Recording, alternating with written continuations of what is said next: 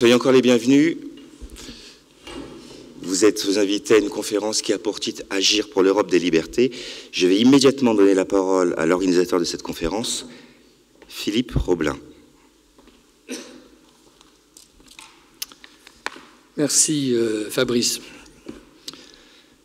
Grand maître, mon très cher frère Guillaume, mes très chers frères et sœurs conseillers de l'ordre qui sont quelque part sur les colonnes, vénérables maîtres, messieurs les conférenciers, mes très chers frères, mes très chères sœurs, membres du Grand Orient de France ou d'Obédience Amis, je sais qu'ils sont nombreux ce soir, mesdames, messieurs, chers amis, au nom du Grand Orient de France et de son grand maître ici présent, je vous souhaite la bienvenue en son hôtel de la rue Cadet et dans ce temple Arthur Groussier, l'un des 21 temples que nous abritons en ce lieu.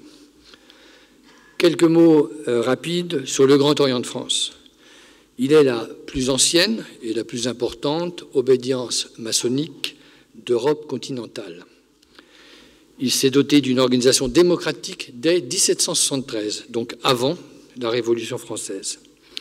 Et en 1877, son Assemblée générale abolit l'obligation de croyance en, je cite, l'existence de Dieu et l'immortalité de l'âme, qui était jusqu'alors la règle, pas toujours respectée en France, et l'est encore, en tout cas, pour la maçonnerie dite anglo-saxonne, anglaise, enfin, etc. Ainsi est née, par le Grand Orient de France, la maçonnerie libérale ou adogmatique, qui va s'étendre assez rapidement dans de nombreux pays. Aujourd'hui, le Grand Orient de France rassemble près de 55 000 membres, inscrits dans près de 1400 loges, en France hexagonale, dans les territoires ultramarins, mais aussi en Europe et en Afrique et dans le monde en général. Le Grand Orient de France propose une voie humaniste, initiatique et fraternelle. En effet, pour notre obédience, le perfectionnement individuel que permet l'initiation maçonnique et sa méthode fait un devoir aux francs-maçons de réfléchir aussi aux problèmes du monde et aux questions de société. Les francs-maçons du Grand Orient de France, vous le savez, sont les défenseurs d'un idéal, l'idéal humaniste, universaliste, laïque, devrais-je dire, et républicain. C'est le pourquoi de cette conférence aujourd'hui. C'est donc bien dans la perspective des élections européennes et face à la montée des nationalismes, des populismes, des projets illibéraux dans l'ensemble des pays européens, que des loges et des obédiences en Europe, notamment le Grand Orient de Pologne, le Grand Orient de Roumanie et d'autres, ont organisé des conférences publiques à Cracovie la semaine dernière, à Madrid, à Timișoara la semaine dernière également et à Paris ce soir, pour faire hélas le même constat que l'idéal européen est en danger. Menace contre la liberté de conscience, la liberté des humains à disposer de leur corps, l'état de droit, l'école publique émancipatrice, l'indépendance de la presse, et j'en passe. Ces mêmes citoyens s'inquiètent également de la montée de la xénophobie, du racisme, de l'antisémitisme, de plus en plus ouvertement assumés. Nous observons, hélas, que ces régressions démocratiques sont, à des degrés certes variables, non seulement une menace, mais déjà une réalité dans de plus en plus de pays. Quelques exemples très rapidement. En Italie, pendant le premier gouvernement Salvini, le leader du mouvement M5 Étoile prédisait avec satisfaction, je cite, « la mort programmée des journaux » et menaçait tout bonnement d'abolir l'ordre des journalistes. En Hongrie, dont le premier conférencier nous parlera après moi, la constitution hongroise, je crois, commence désormais par une déclaration qui souligne le rôle du christianisme dans la préservation de la nation, à laquelle s'ajoutent des lois cardinales qui définissent notamment le mariage comme l'union d'un homme et d'une femme. En Pologne, un député du parti Paix et Justice a demandé fin novembre au ministère de l'Intérieur de statuer sur l'éloge du Grand Orient de France. Ce député a été, je le précise, battu aux dernières élections récentes. Sur l'éloge du Grand Orient présente en Pologne, mais ce qui est intéressant, c'est l'argumentaire. organisation secrète subordonnée à des officines étrangères. Ce sont des termes qu'on a entendus dans un autre pays de l'Est. Il qualifie le Grand Orient de France de anti-chrétien et éminemment gauchiste. Je pourrais continuer, la liste est longue, mais je pense qu'il est plus intéressant d'écouter nos conférenciers. Et pour vous les présenter, je passe la parole à Marc Sellerier, vénérable maître de la loge d'études et de recherche Ad Europam, que je remercie d'avoir bien voulu prendre en charge l'organisation et la modération de cette conférence. Marc, c'est à toi. Mesdames, Messieurs, bonsoir et merci de votre participation à cette conférence publique. Monsieur Marton, vous avez été ambassadeur, journaliste, vous avez connu dans votre pays, la Hongrie, le communisme, l'insurrection de 1956 à laquelle, m'avez-vous dit, vous avez participé, puis la fin du communisme, l'entrée de la Hongrie dans l'Union européenne et enfin l'arrivée de Viktor Orban au pouvoir. Monsieur Marton, vous avez la parole pour nous donner l'air du temps à Bucarest. À Budapest, pardon. Monsieur le grand maître, mesdames, messieurs,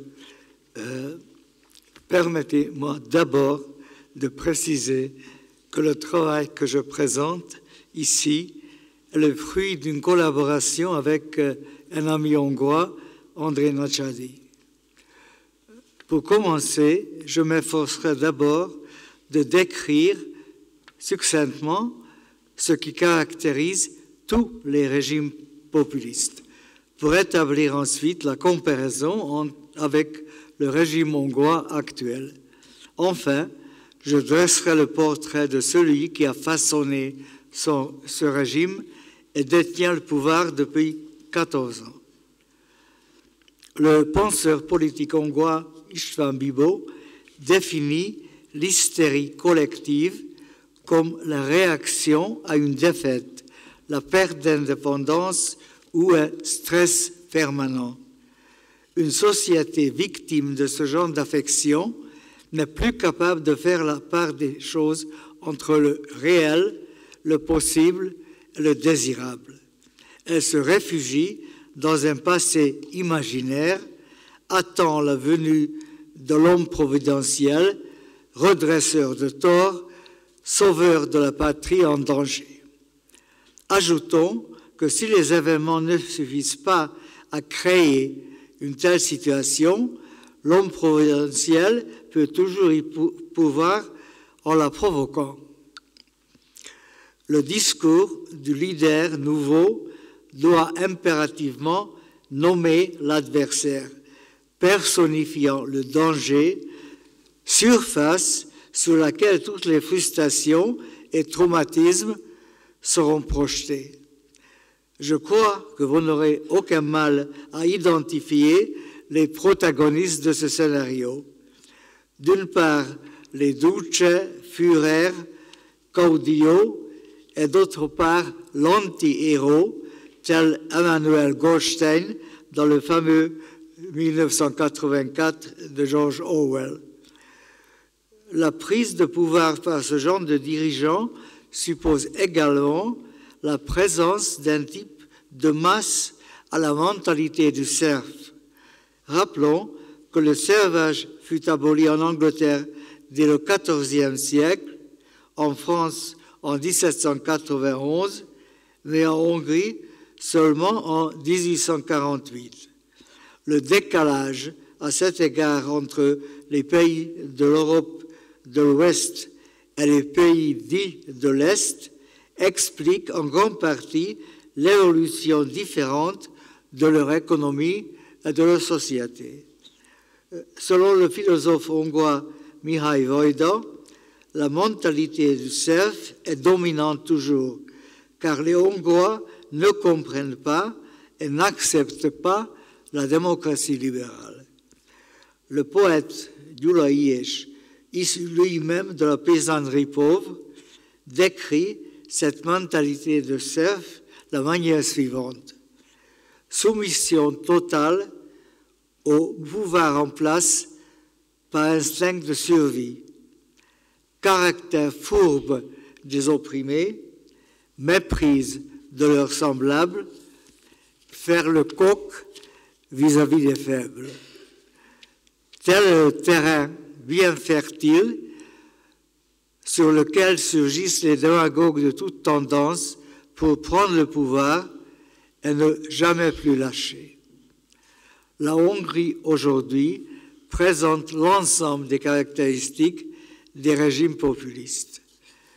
Celui qui rentre au pays après quelques années d'absence constatera que le mot République de Hongrie, a tout simplement disparu des frontons des bâtiments publics, tout comme le drapeau européen.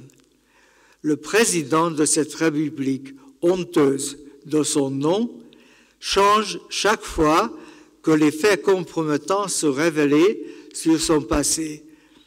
Il y en a eu 3 récemment. Le Premier ministre, par contre, ne charge guère, il possède tous les pouvoirs sans partage depuis 14 ans. L'engagement de départ était « Nous ne laisserons personne au bord de la route ».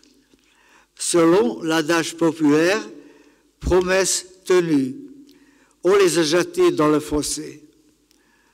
Le Premier ministre affiche ouvertement sa volonté de construire un régime qu'il appelle illibéral, refuse le métissage des races, réminiscence bien connue du passé.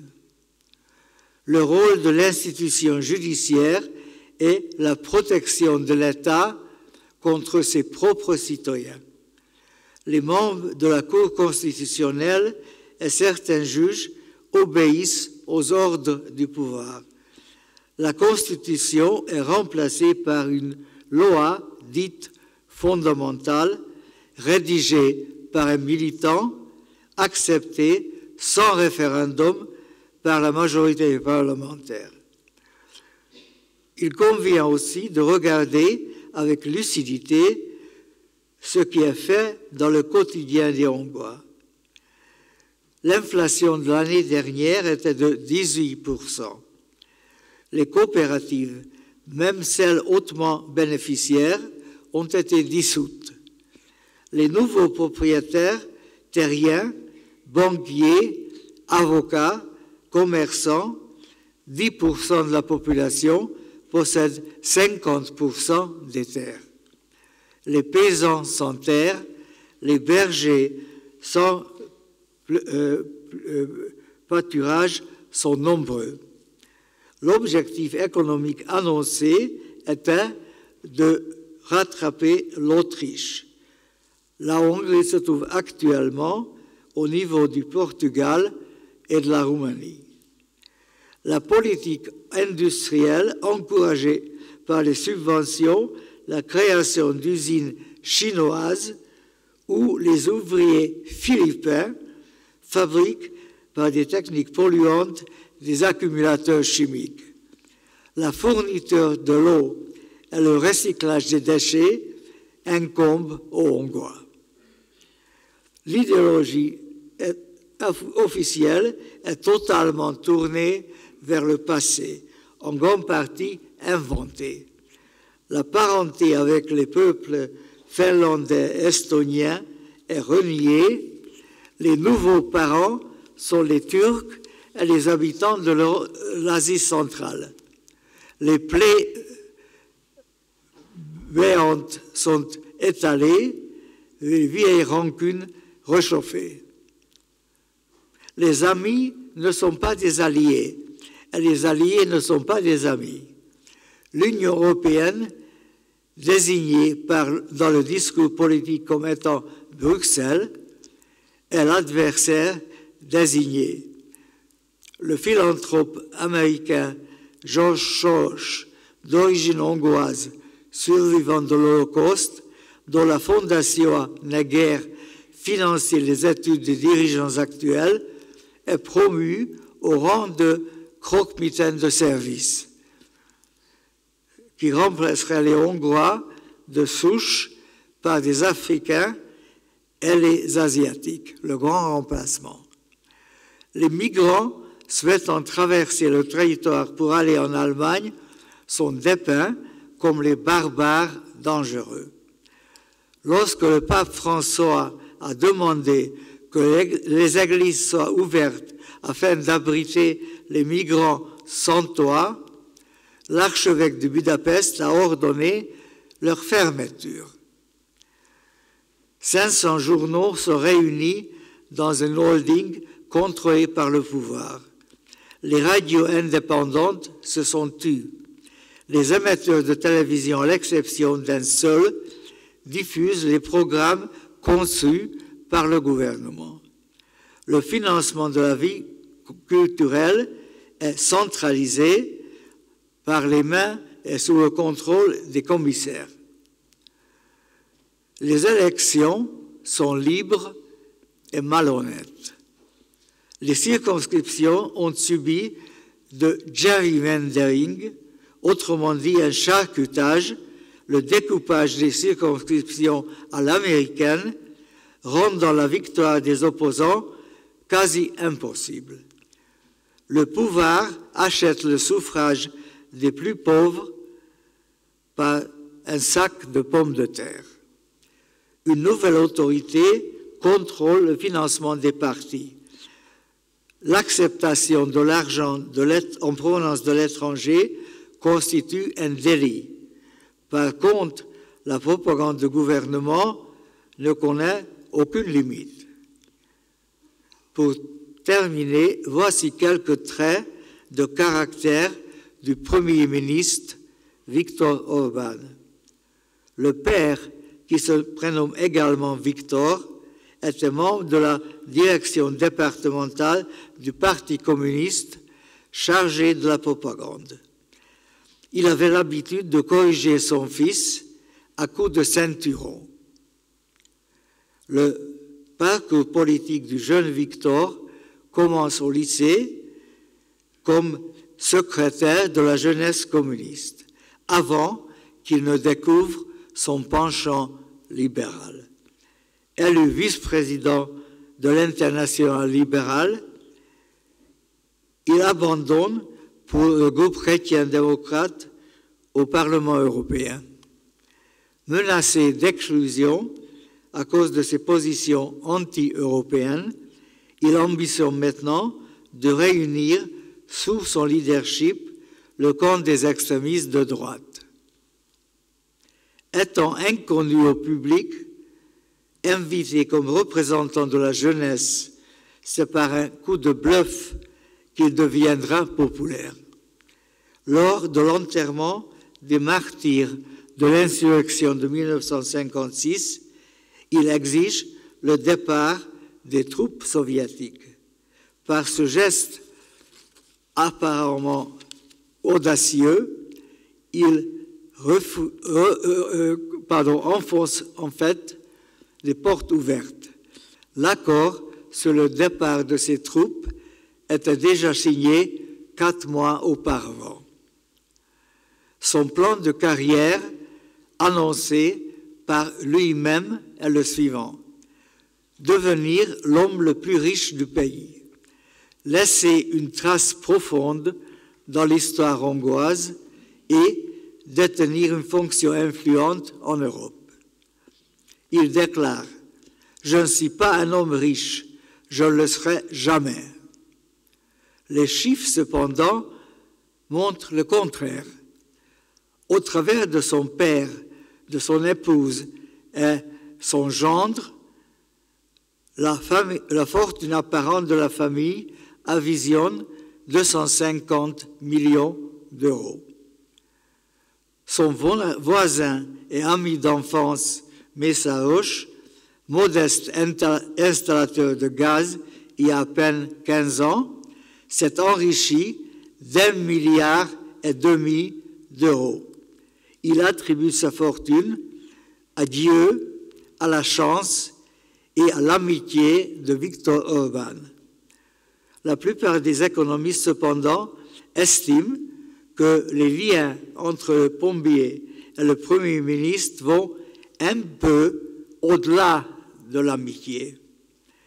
Les soupçons quant à l'origine de sa fortune paraissent d'autant plus fondés qu'une part importante de ces sommes proviennent des subventions européennes attribuées directement aux parents et aux amis.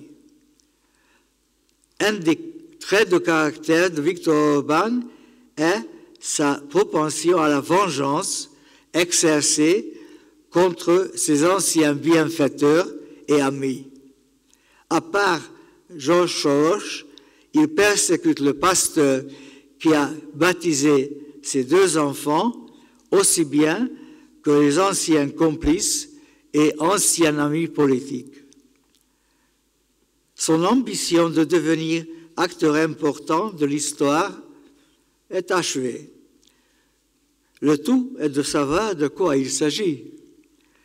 Il exprime souvent son admiration pour Miklos Horthy, l'amiral sans mer, régent d'un royaume sans souverain. Sa Hongrie ayant déclaré la guerre à la fois à la Grande-Bretagne, aux États-Unis et à l'Union soviétique, elle a rejoint encore une fois le camp des perdants, une catastrophe comparable à la perte de l'indépendance 5 siècles auparavant. Quant à l'Europe, il s'est vanté récemment de sa volonté de marcher sur Bruxelles et transformer l'Union européenne. Vous voilà prévenus. Merci.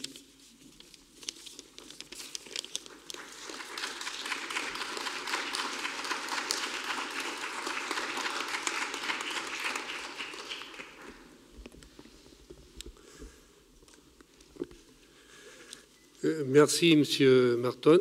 Je ne sais pas si les leaders de l'extrême droite ont eu la même enfance que Monsieur Orban, mais en tout cas, quand on nous parle d'histoire, de roman national réécrit, quand on nous parle de grands remplacements, voilà des thèmes qui font aussi écho ici en France.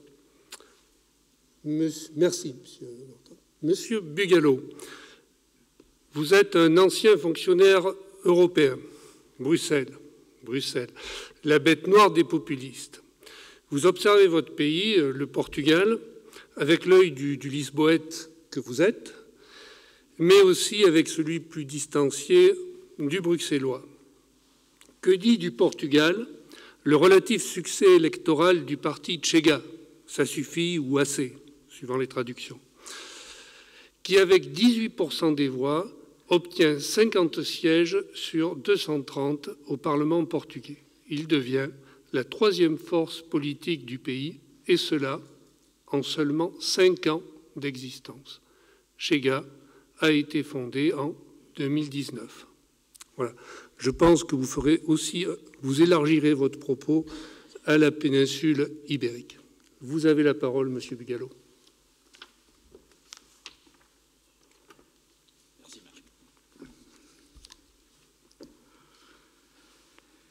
Bonjour à tous, grands maîtres, chers amis. Je vais donc vous parler sur les nouveaux populismes dans la péninsule ibérique, tant en Espagne qu'au Portugal. Depuis l'avènement de la démocratie au Portugal, avec la révolution des œillets en avril 1974 et la mort du généralissime Franco en 1975, les populismes d'extrême droite n'avaient pas eu de légitimité électorale jusqu'à environ 10 ans. L'Espagne avait traversé une période noire avec les populismes des autonomies et en particulier la guerre de terreur imposée par l'ETA. Puis avec les indépendantistes catalans qui ont voulu se débarrasser de l'état de droit avec un référendum illégal suivi d'une déclaration unilatérale d'indépendance. La présence et l'impact de l'extrême droite en Espagne ont été des sujets d'intérêt croissant ces dernières années. Cette intervention vise à fournir un aperçu de la situation actuelle de l'extrême droite dans le pays, de son contexte historique de ses principaux acteurs et de son influence sur la politique et la société espagnole. L'extrême droite espagnole a des racines profondes qui remontent à la guerre civile espagnole 36-39 et à la dictature franquiste qui a suivi 39-75. Dans l'Espagne contemporaine, l'extrême droite est principalement représentée par le parti politique Vox. Fondé en 2013, Vox a connu une croissance significative ces dernières années, notamment depuis les élections générales de 2019, au cours desquelles elle a remporté 52 sièges au Congrès des députés. Vox a adopté des positions anti-immigration, eurosceptiques et nationalistes, défendant des politiques critiquant la décentralisation de l'État et promouvant une approche plus centralisée du gouvernement. À son origine, Vox est en fait une scission du Partido Popular, PP, le traditionnel parti conservateur d'Espagne. Plusieurs membres influents du PP, et parmi eux Santiago Abascal, élu régional du PP au Pays Basque, poursuivi et menacé par l'ETA, Alejo Vidal Quadras, longtemps vice-président du Parlement européen pour le Parti populaire européen, José Antonio Ortega Lara, célèbre pour avoir été la victime de l'enlèvement le plus long de l'ETA, ainsi que d'anciens membres de l'Union du Centro Democrático, UCD, tels que Ignacio Camuñas, ancien ministre, et Luis José González, philosophe, voulurent recueillir les votes de la droite désenchantée et déçue, menée par Mariano Rajoy, le président du gouvernement espagnol d'alors, et en particulier son rapport avec les autonomies basques et catalanes. Ce qui a véritablement donné une impulsion à Vox, c'est le sentiment que l'unité de l'Espagne était menacée par le processus indépendantiste en Catalogne et que les autres partis manquaient de vigueur à le combattre. Depuis sa naissance, Vox était le parti avec la position la plus belliqueuse à ce sujet, davantage encore que Ciudadanos, parti centriste mais très anticatalaniste. Comme l'indique l'excellent rapport du Fondapol sur Vox, la fin de l'exception espagnole, outre l'appel nationaliste, Vox a conçu une stratégie basée sur le mécontentement d'une frange de la population déçue de plusieurs politiques développées par le Partido Popular et le PSOE, le Parti socialiste. Les mouvements pro-vie pour la défense de la famille et de l'identité de genre traditionnelle, les citoyens qui se sentaient lésés par la loi sur la lutte contre les violences de genre, majoritairement des hommes, les défenseurs de la chasse et de la corrida, pratiques de plus en plus criminalisées par les mouvements animalistes et parfois interdites ou limitées, les critiques vis-à-vis de l'immigration, notamment suite à l'impact de la crise des réfugiés, tous ont trouvé un refuge commun dans la démarche de Vox. Et en soulevant ces questions, le parti s'est retrouvé placé dans l'orbite de divers partis de la droite radicale européenne. Les premières élections auxquelles a participé Vox ont été les élections européennes de 2014. Il lui manqua alors 1500 voix pour y être représenté. Cela provoqua une crise interne avec plusieurs démissions et Santiago Abascal devient alors son président incontesté. Le parti politique Vox a gagné en importance dans plusieurs autonomies régionales d'Espagne, notamment après son accession au niveau national, lors des élections générales de 2019. Bien qu'au niveau régional, sa présence puisse varier, il a réussi à obtenir une représentation dans plusieurs parlements régionaux et a participé à des coalitions gouvernementales dans certaines autonomies. Depuis septembre 2023, 5 régions autonomes espagnoles sont dirigées par une coalition droite-extrême droite, donc PP, Parti populaire et Vox. Après la Castille et Léon depuis 2022, ce furent celles de Valence, d'Estrémadure et d'Aragon, puis de Murcie en 2023. Outre les 5 régions sur 17 où le Parti populaire et Vox ont scellé une alliance de gouvernement, ces 2 partis sont parvenus à des accords dans une dizaine de villes d'importance en Espagne, et en particulier à Tolède, Valladolid, Burgos, Ciudad Real, Elche, Aranjuez et Guadalajara. Si l'on ajoute les communes moins peuplées, Vox a signé des accords pour gouverner avec le PP dans plus de 140 municipalités, sur quelques 8000 au total. Le bon sens régnera, des impôts bas, des services forts, des rues sûres et une administration proche qui facilite la vie des gens. C'est facilité sur Twitter le président de Vox, Santiago Abascal. Dans les médias, la ville d'Elche, région de Valence, devrait supprimer ses pistes cyclables qui gêneraient les voitures, et celle de Ciudad Real perdre le service chargé des politiques d'égalité hommes-femmes. Un certain malaise s'est installé cependant chez le Partido Popular, surtout depuis la signature de l'accord de coalition avec la communauté de Valence, l'accord avec Vox prévoyant d'abroger la loi régionale de mémoire historique, de réduire la protection et la promotion de la langue valencienne, de créer un bureau anti-squatteur, de supprimer les impôts sur la succession et le patrimoine et d'augmenter les superficies agricoles irriguées. Aucun mot sur le changement climatique que Vox nie, et rien sur les violences machistes, rebaptisées par l'extrême droite violences intrafamiliales. Dernièrement, une proposition de loi introduite au Cortes, Parlement espagnol, par Vox, pour interdire les partis indépendantistes, a été rejetée avec les voix de la gauche, du Partido Popular et des partis nationalistes des communautés. Vox s'est toujours opposé au système fédéraliste espagnol, qui accorde une énorme autonomie à chacune de ses composantes, et prône un système centraliste, arguant sans preuve, qui serait plus efficace économiquement. Vox a été très ferme dans son discours contre la migration, principalement celle en provenance de pays à majorité musulmane. Par exemple, en 2019, Abascal a demandé lors d'un débat de mettre fin aux soins de santé universels pour les immigrants. Dans une lettre adressée à la présidente de la Commission européenne, Ursula von der Leyen, le chef de la délégation Vox au Parlement européen a demandé d'éviter que l'arrivée de réfugiés afghans ne mette en péril le projet européen, avec des sociétés qui ont largement dépassé leur capacité d'accueil de nouveaux arrivants. Et ils exigent de la Commission des mesures qui empêchent l'entrée d'un seul citoyen afghan. Il est urgent de mettre un terme aux soi-disant effets de l'immigration illégale qui met en danger la survie de la culture européenne ainsi que la vie et la sécurité de ses citoyens, a déclaré Vox dans un communiqué. Vox a également affiché son rejet de l'interruption légale de grossesse. Dans le cadre de leurs initiatives au Congrès, au Parlement, ils en ont présenté une visant à considérer les enfants à naître, ceux qui sont encore dans le ventre de leur mère, comme membres de la cellule familiale pour le calcul des demandes de places scolaires. Le parti s'est aussi opposé à d'autres lois, telles que la loi sur le handicap et la loi sur l'enfance, qui incluent des mesures telles que la parentalité positive, une figure qui vise à prévenir la violence domestique contre les mineurs ou à fournir une éducation sexuelle complète aux enfants dans le cadre de l'obligation programme scolaire.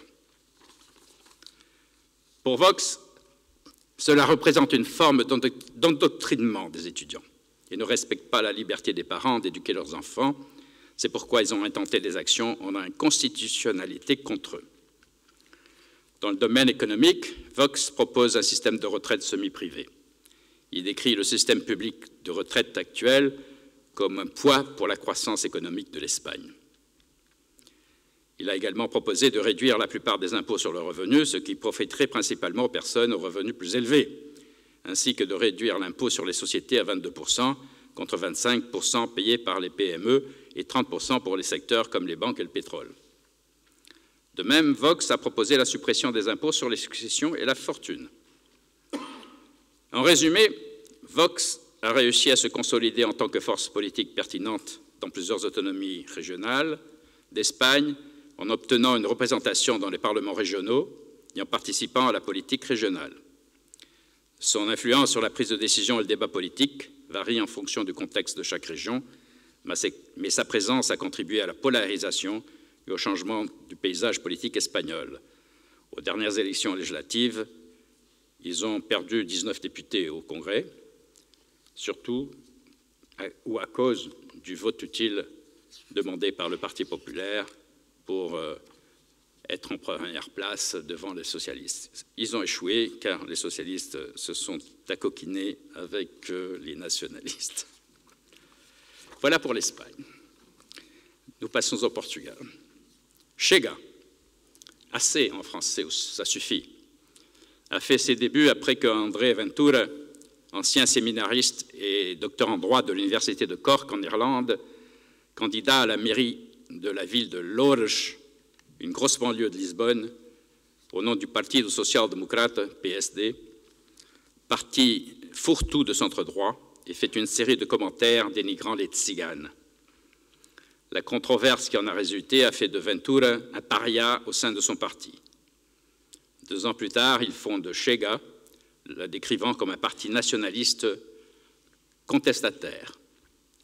Les débuts de Chega aux élections européennes de 2019 ont été une débâcle. Ventura a été largement ridiculisé pour avoir sauté le principal débat électoral pour participer à une émission de débat sur le football où il était un habitué.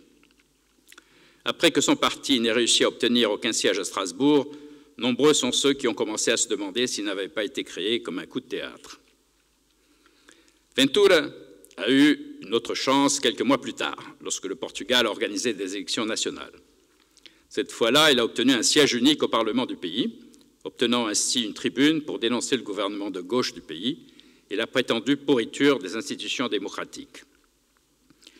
Il avait alors pêché des voix dans les zones rurales abandonnées, chez des gens qui ne se sentaient pas écoutés, rappelle l'analyste politique Patricia Lise. À présent, il l'emporte chez les jeunes, séduits par les partis situés aux extrêmes.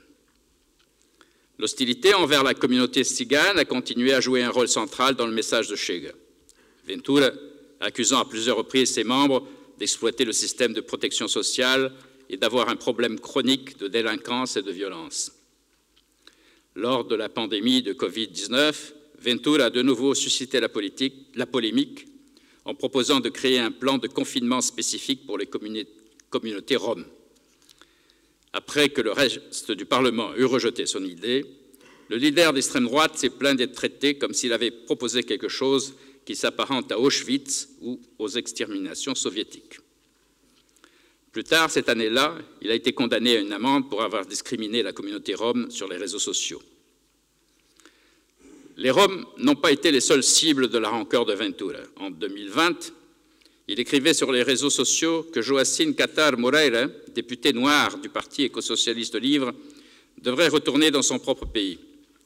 Moreira, qui possède la double nationalité luso-guinéenne, avait proposé que les objets des musées portugais obtenus dans les anciennes colonies soient restitués à leur pays d'origine. Ventura a également été accusé d'islamophobie après avoir affirmé que la vague islamique représentait un réel danger pour l'Europe et appelé à la réduction drastique de la présence islamique dans l'Union européenne. La croissance de Chega en tant que force politique s'est accompagnée d'une série de propositions radicales, notamment une tentative d'introduire la castration chimique comme sanction pour certains délinquants sexuels, en particulier les pédophiles. La proposition, qualifiée d'inconstitutionnelle par le Conseil supérieur du pouvoir judiciaire, a été largement critiquée par tous les autres partis au Parlement. Chega a également plaidé pour une politique d'immigration plus dure, notamment en établissant des quotas pour l'entrée des étrangers, ainsi que pour des sanctions pénales plus strictes, et la réintroduction de la peine de mort et des peines à perpétuité. Au Portugal, le maximum, c'est 27 ans de prison. Chega a participé aussi aux élections dans les 2 régions autonomes du Portugal, les archipels de Madère et des Açores, où il a pu faire élire des députés régionaux qui appuient les gouvernements minoritaires du Parti social-démocrate dans ces 2 régions.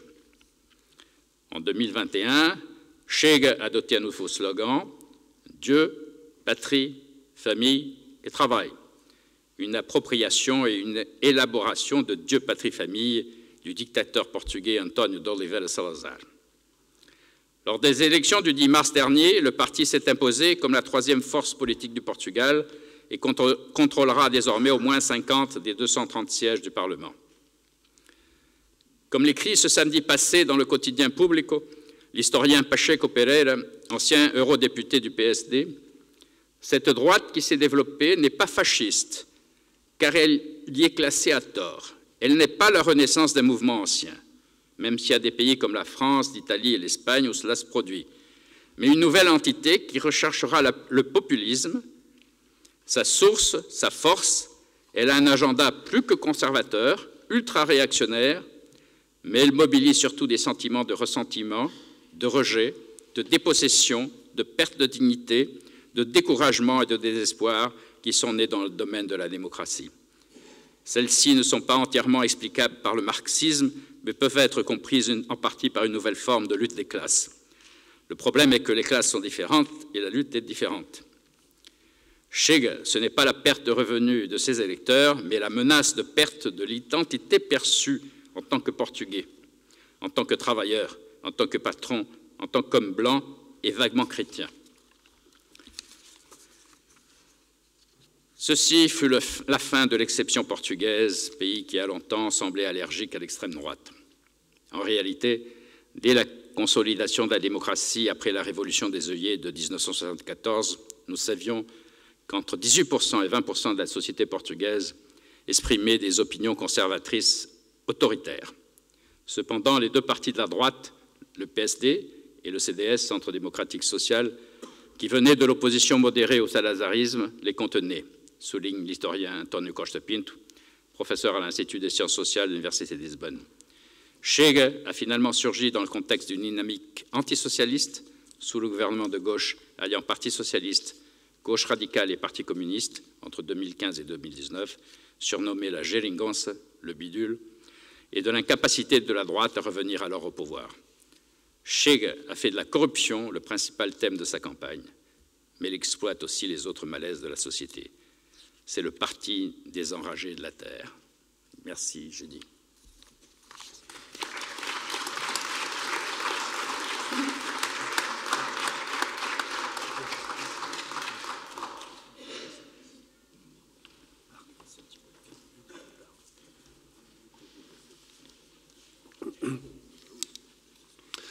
Comme vous pouvez le voir sur les panneaux qui sont dans la salle, nous ne prendrons pas d'intervention orale venant de la salle.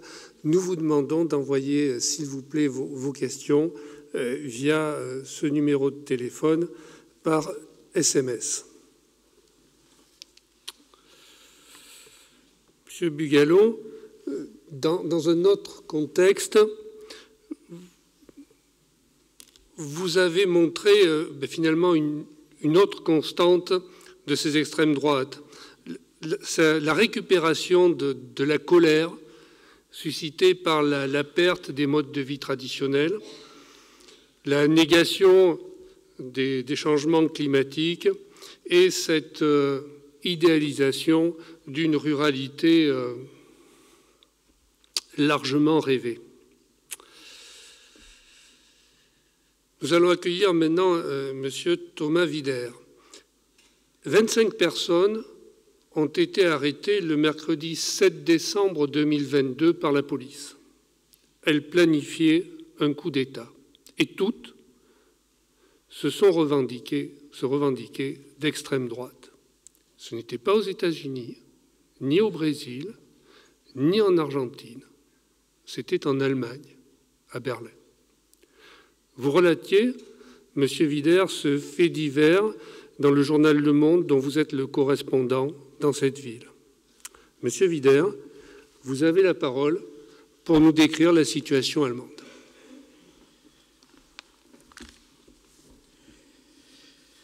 Bonsoir, merci pour votre accueil.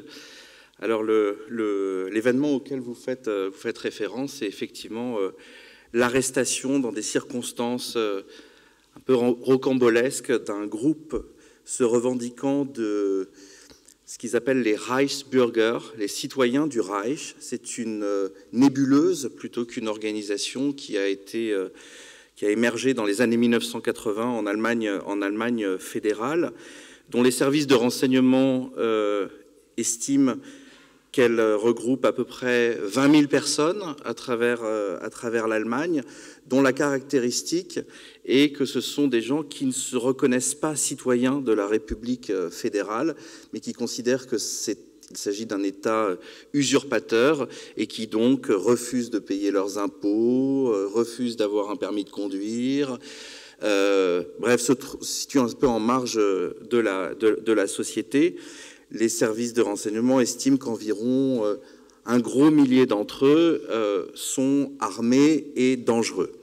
Alors tout ça peut apparaître un peu folklorique. 20 000 personnes sur 85 millions d'habitants, c'est pas grand-chose. Effectivement, l'événement auquel vous avez fait allusion, malgré tout, a perturbé, a questionné beaucoup de gens au moment où ce groupe de personnalités a été arrêté. Pourquoi ? Parce que parmi ces 25 personnes, d'abord, figuraient quelques policiers, quelques membres de l'armée, une députée fédérale, également le descendant d'une vieille famille de l'aristocratie de Thuringe. La Thuringe, on en reparlera tout à l'heure, c'est une des régions qui appartenait à l'Allemagne de l'Est, où l'extrême droite est particulièrement implantée.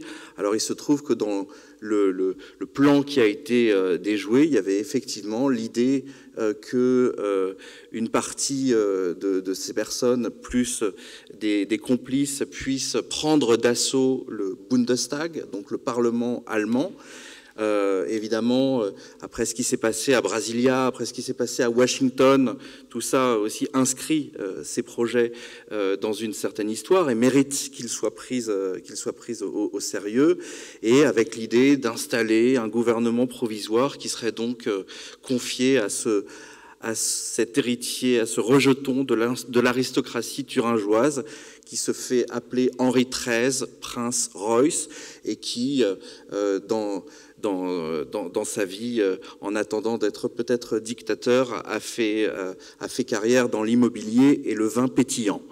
Donc effectivement, ça peut prêter à sourire, mais alors d'abord, on en saura plus dans quelques semaines, parce que plusieurs de ces personnes comparaîtront devant la justice à partir du 29 avril. Donc on en saura davantage sur leurs intentions et le sérieux de leur plan.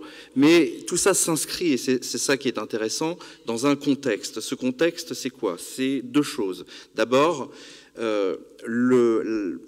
non pas l'apparition, mais je dirais plutôt la réapparition, la réémergence d'une violence d'extrême droite. Pourquoi je dis réémergence? Parce que depuis la fin de la Seconde Guerre mondiale, il y a toujours eu en Allemagne des groupuscules néo-nazis, des partis violents, notamment dans certaines régions comme la Bavière. Mais disons que depuis, et puis également des groupes néo-nazis qui ont perpétré un certain nombre de violences en Allemagne, en ex-Allemagne de l'Est, au début des années 90. Certains se souviennent peut-être parmi vous de foyers de réfugiés, d'immigrés qui ont été incendiés à cette époque, à Rostock, à Hoyerswerda, en Saxe. Bref, tout ça n'est pas nouveau. Mais disons que depuis une quinzaine d'années, à part l'épopée terroriste d'un groupe qui s'appelait la NSU, qui s'est attaqué, qui a tué, assassiné une dizaine d'immigrés dans les années 2000, cette violence d'extrême droite avait plutôt disparu en Allemagne. Elle a réémergé ces dernières années. Vous faisiez référence à ce groupe des Reichsbürger. On pourrait citer d'autres événements. En 2019, 2020, il y a un tournant à ce moment-là. 2019, c'est l'assassinat d'un préfet dans la Hesse, dans la région de Francfort sur le Main, donc à l'ouest, en ex-Allemagne de l'Ouest. Le préfet Walter Lübcke, qui a été assassiné par un néo-nazi. 2019, c'est aussi l'attentat contre la synagogue de Halle. Halle, qui est une ville qui se situe en gros, pour vous la situer, entre Berlin et Leipzig, en ex-Allemagne de l'Est. Alors là aussi, il y avait eu dans le passé des attaques de lieux, de synagogues ou de lieux communautaires juifs en Allemagne depuis la Seconde Guerre mondiale. Mais en fait, là, on a vraiment frôlé la catastrophe, parce que l'assaillant a été interpellé juste au moment où il s'apprêtait à entrer dans la synagogue, qui avait été fermée justement 30 secondes avant qu'il puisse rentrer, parce qu'il y avait des caméras de surveillance qui indiquaient qu'il allait entrer, et il aurait pu commettre un véritable massacre, compte tenu, il y avait une Kalachnikov sur lui, donc on est vraiment passé à deux doigts d'un très très grave massacre. Et puis il y a eu également, je ne sais plus si c'était en 2019 ou 2020, mais une série, une nuit macabre à Hanau, qui est une ville aussi située près de Francfort, où je crois une vingtaine ou une quinzaine d'immigrés ont été assassinés dans différents bars par un militant néo-nazi. Donc ça, c'est ce contexte de réémergence d'une violence d'extrême droite que l'on peut qualifier de terroriste, qui est réapparu, on va dire, au cours des 5-6 dernières années. Mais au-delà de ça, l'autre cercle, enfin le troisième cercle d'une certaine façon, c'est, et là je rejoins les conférenciers précédents sur l'émergence, en tout cas pour le coup, l'apparition d'un parti d'extrême droite, violemment d'extrême droite, je vais vous expliquer pourquoi, qui s'appelle l'AfD, Alternative für Deutschland, Alternative pour l'Allemagne. Et vous faisiez référence, monsieur, à la fin de l'exception ibérique. Là aussi, on peut parler d'une forme de fin de l'exception allemande, en tous les cas, parce que même s'il avait aussi existé depuis les années 60 des petits partis d'extrême droite en Allemagne, comme le NPD par exemple, ou un parti qui s'appelait les Républikaner en Bavière dans les années 90, qui n'avait pas fait des scores d'ailleurs anecdotiques, puisqu'il avait dépassé les 5, 6, 8% dans ces années-là. En revanche, pour la première fois, est apparu, s'est installé, s'est enraciné dans le paysage politique allemand, pour la première fois depuis la Deuxième Guerre mondiale, un parti qui est représenté non seulement au niveau régional, au niveau des Länder, mais au niveau national et également au Parlement européen. Ce parti, c'est donc l'AfD. Et il marque d'une certaine façon effectivement la fin d'une forme d'exception allemande, parce que beaucoup pensaient que l'Allemagne, en raison, non pas en raison de son histoire, mais en raison aussi du travail qui avait été fait sur son histoire de réflexion, dans l'enseignement, par rapport à tout le travail mémoriel qui avait été fait, d'une certaine façon, l'Allemagne échappait à l'émergence d'un parti de cette importance au niveau national. Alors, en fait, tout est allé très très vite en Allemagne, et c'est ça qui est intéressant, c'est qu'on a une sorte d'accélération de l'histoire où, en l'espace de 10 ans, en fait, ce parti est devenu, il a donc été créé en 2013, et aujourd'hui, il est, dans les sondages, la deuxième force politique du pays, puisqu'il est à peu près crédité de 20% des voix. Alors c'est assez intéressant, et je pense aussi pour nourrir une réflexion sur pourquoi ces partis émergent-ils et que faire, comment lutter justement contre leur prolifération et leur succès, de s'interroger sur les clés justement et les raisons qui ont fait que ce parti a prospéré si fort en l'espace d'une décennie en fait en Allemagne. D'abord revenir sur son origine. En fait, quand est créé ce parti, l'AfD en 2013, c'est un parti qui est créé, on l'appelait le parti des professeurs. Pourquoi ? Parce qu'en fait, il a été créé par des économistes, des juristes, des universitaires, qui souvent étaient proches d'ailleurs du parti conservateur de la CDU, le parti démocrate chrétien, ou bien du parti libéral, le parti FDP, et qui, au moment, on est en 2013, donc on est au moment de la crise de l'euro, de la crise grecque, et il se trouve que l'Allemagne, même si elle l'a fait avec réticence, a quand même décidé de sauver la Grèce, même si ça s'est fait au prix, effectivement, de fortes politiques d'austérité, mais en tous les cas, il y a eu l'idée qui a été prise par la chancelière de l'époque, Angela Merkel, de, malgré tout, faire que la Grèce reste dans la zone euro, au prix effectivement de politiques difficiles. Et Angela Merkel avait repris à cette époque une expression qui d'ailleurs avait été prononcée à l'origine par Margaret Thatcher dans les années 80, il n'y a pas d'alternative. L'idée, voilà, cette politique n'a pas d'alternative. D'où l'espèce de dissidence créée notamment par des gens de son parti, disant si, il y a une alternative. L'alternative, c'est en finir avec justement cette Europe qui nous oblige à être solidaires avec des pays qui ne respectent pas les règles. Et donc, en fait, au tout début de l'aventure de l'AfD en 2013, d'ailleurs, ce parti est créé près de Francfort, près de la place financière de l'Allemagne. L'idée, c'est la fin de l'euro et le retour à la monnaie, au Deutschmark. Voilà. Et alors, ce parti, déjà, qui a évidemment une dimension, on va dire, souverainiste, retour nationaliste, va obtenir, je crois, à peu près 4%, 4,5% aux élections européennes de 2014. Donc il n'atteint pas la barre des 5% lui permettant d'envoyer des députés au Parlement européen.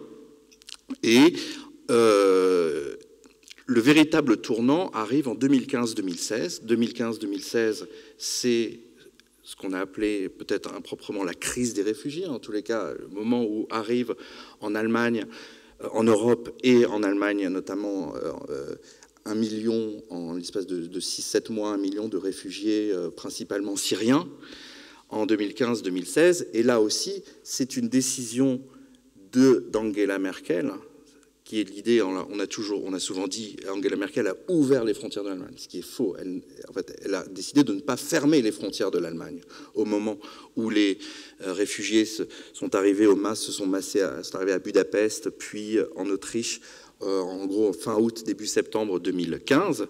Et à ce moment-là, effectivement, là encore, décision d'une chancelière, on va dire de droite, en tous les cas de centre-droit, de ne pas céder à ces appels à la fermeture des frontières, venant d'ailleurs y compris de son propre parti. Et là, ça a été un véritable moment de bascule, parce que l'AfD, qui déjà défendait aux élections européennes de l'année précédente des positions restrictives en matière d'immigration, a compris que le sujet du moment, c'était plus l'euro, c'était plus la question monétaire, mais c'était la question migratoire, la question identitaire. Et à ce moment-là, le parti a commencé à connaître ses premiers grands succès, notamment dans les Länder de l'Est de l'Allemagne. Et ça nous amène aux élections de 2017, où il obtient à peu près 13% des voix. Donc il devient à ce moment-là la première force d'opposition, puisque l'Allemagne est à l'époque dirigée par ce qu'on appelait une grande coalition entre les chrétiens-démocrates, la CDU, centre-droit, et les sociodémocrates, SPD, de centre-gauche. Et donc l'AfD arrive juste après avec 13% à ce moment-là. 13%, ça veut dire qu'il a à l'époque exactement en fait, le même nombre de députés qu'a obtenu le Rassemblement national ici en France en 2022, 89 députés, avec 13% des voix dans un système qui est semi-majoritaire, semi-proportionnel pour le mode de scrutin. Ce parti, ensuite, ce qui est intéressant, c'est qu'il va en fait plutôt décliner. Et là, c'est une tendance plutôt inverse avec ce qui s'est passé dans beaucoup de pays d'Europe au cours de la même période. Et il va notamment décliner au moment du Covid. Au moment du Covid, parce que ce parti qui défend des positions anti-masques, anti-vaccins, en fait, défend des positions qui plaisent, qui correspondent au choix d'une partie de la population, mais qui ne font pas recette, en fait, qui n'arrivent pas à capitaliser sur ces positions-là. Et globalement, ça a été une erreur stratégique de miser là-dessus. C'est intéressant parce que ça fait référence à un des grands leitmotifs de ce parti qui se défend comme le parti des libertés. Liberté, voilà, c'est-à-dire que l'idée était de dire contre ce gouvernement dictatorial qui veut nous enfermer chez nous, qui veut nous obliger à porter un masque, nous obliger à nous vacciner, etc. Nous sommes libres, en fait, on fait ce qu'on veut. Et ça, c'est vraiment très, très important parce que l'une des caractéristiques, je ne sais pas dans quelle mesure ce thème de la défense des libertés est présent ailleurs, mais par exemple, en Allemagne, là aussi, ça fait très clairement référence, ça touche à quelque chose, à une sensibilité, en tous les cas dans une partie de l'Allemagne qui est l'ex-Allemagne de l'Est, parce que tout le leitmotiv, le narratif de ce parti est de dire, voilà, nous vivons à nouveau en dictature, comme avant 1989. Et l'un des slogans du parti, de l'AfD, aux élections régionales de 2019, notamment dans les Länder de l'Est, c'était Wende 2.0. Wende, ça veut dire le tournant 2.0. Et le Wende, ce qu'on appelle la Wende en Allemagne, c'est la période de la transition. C'est entre la chute du mur de Berlin et la réunification, 89-90. Et donc tout le discours des dirigeants de l'AfD consiste à dire: vous, Allemands de l'Est, nous, ex-Allemands de l'Est, nous nous sommes élevés pour abattre une dictature en 1989. 30 ans plus tard, une dictature est de retour. Ils nous imposent les vaccins, ils nous imposent, alors, après la liste est longue, le véganisme, ils nous imposent de ne plus rouler comme on veut avec nos voitures, etc. Et tout. Reprenons le flambeau de la lutte pour la liberté. Et ça joue beaucoup, en fait. C'est vraiment un parti qui joue beaucoup de cette fibre. Malgré tout, comme je vous le disais, en 2020, ce discours n'a pas trop pris, sans doute parce que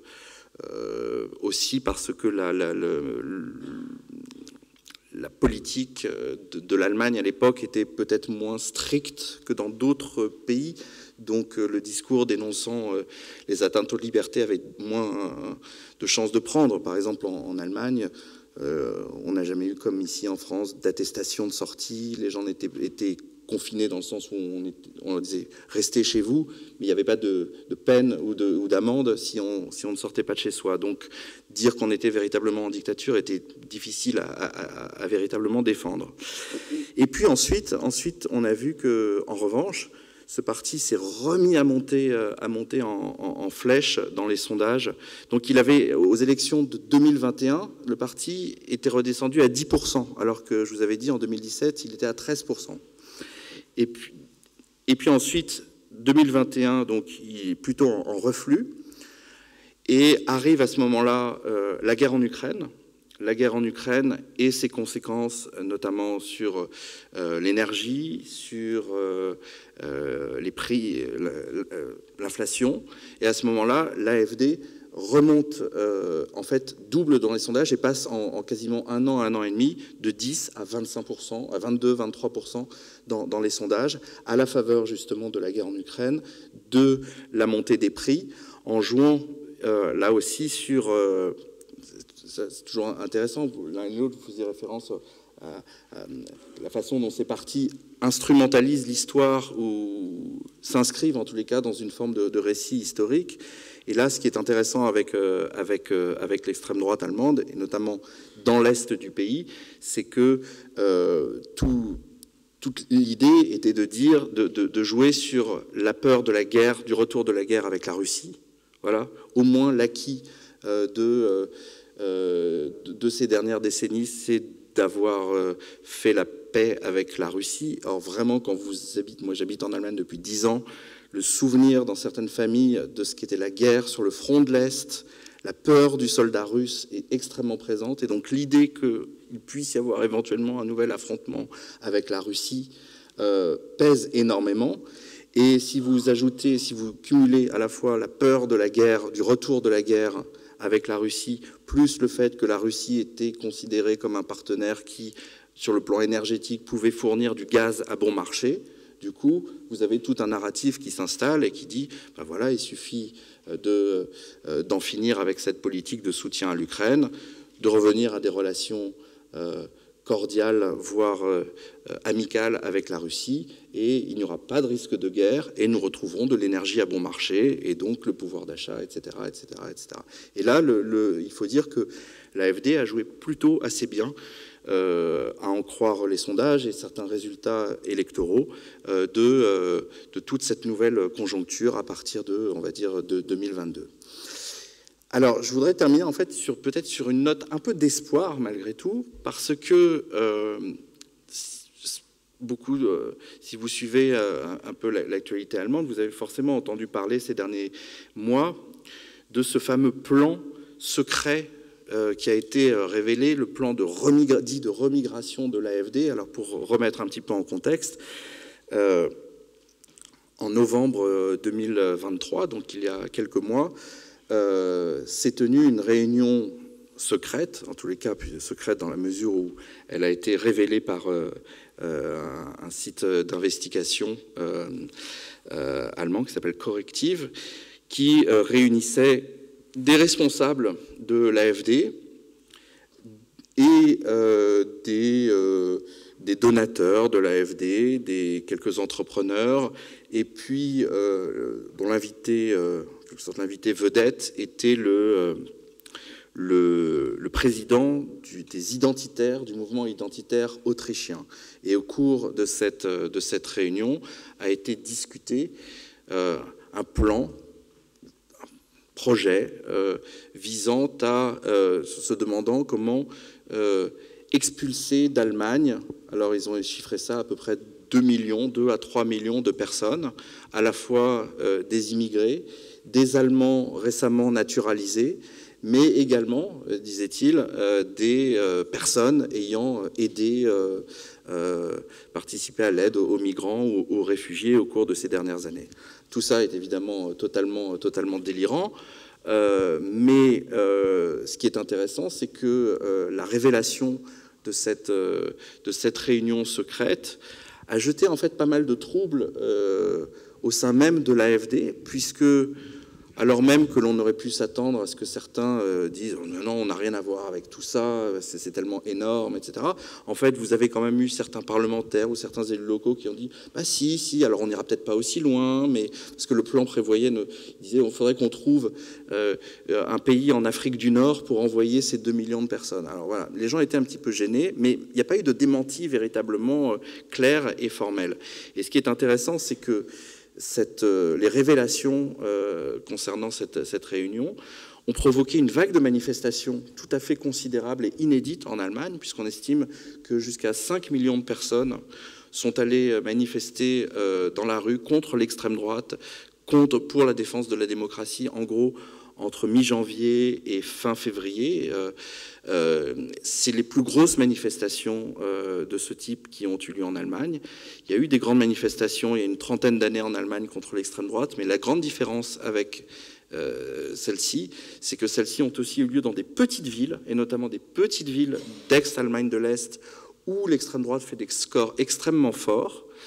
Et alors, évidemment, c'est toujours très difficile de faire des corrélations aussi nettes, mais en tous les cas, le fait est que depuis 3 mois, pour la première fois depuis le Covid, l'extrême droite reflue de façon assez nette, finalement, dans les intentions de vote en Allemagne, puisque l'AfD, il y a 6 mois, a été donnée à 23-24%, elle n'est plus qu'à 17% aujourd'hui, donc c'est quand même 6-7 points de moins.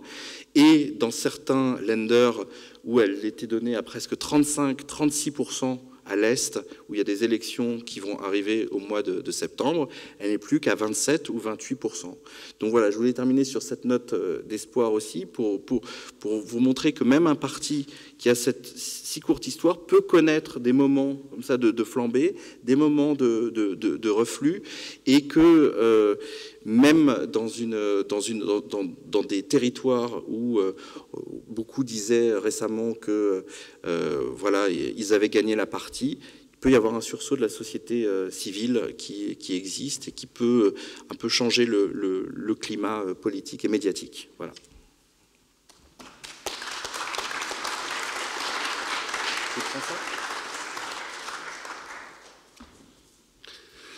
Merci, Monsieur Thomas Wider.